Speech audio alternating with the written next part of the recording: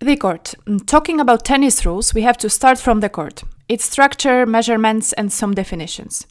Even if you know how tennis court looks like, which I'm assuming most of you do know, I'm encouraging you to at least go quickly through the lesson to make sure that we are precise with all the definitions. So this is obviously how the tennis court looks like. It's adjusted to singles and doubles matches. The yellow part, it's court for singles. If you add doubles alleys, you get court for doubles.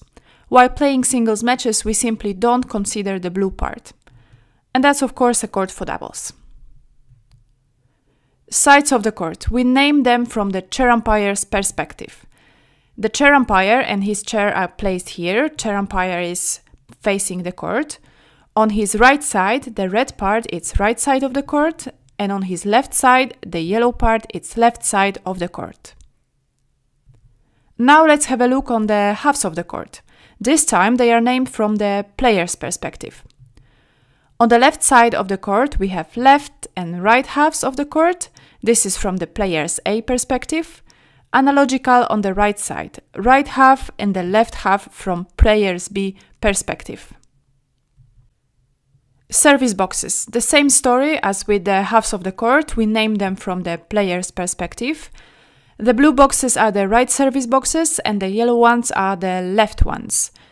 To summarize, this will be right service box from player's A's perspective on the left side of the court from the chair umpire's perspective. Names of the lines. We use again the chair umpire's perspective. And then on the left side, left baseline, left service line, left far sidelines for doubles and singles, left near sidelines, and the left center service line.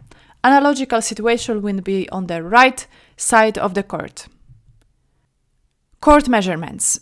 You don't need to know by heart all the numbers unless you are going to pass the exam for the umpires, as you are not going to measure the court before the match. You cannot change its size anyway.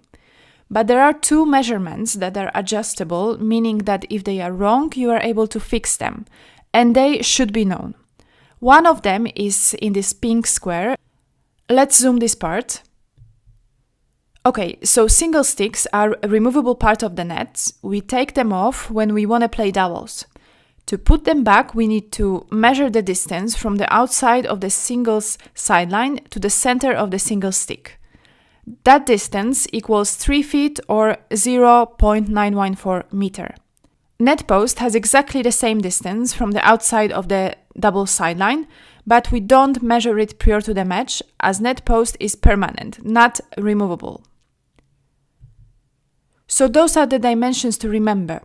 First of all, it's the distance between the sideline and the single stick, what we have just said, and secondly, it's the height of the net in the middle of the court. These two dimensions we have to check before every match and adjust if needed.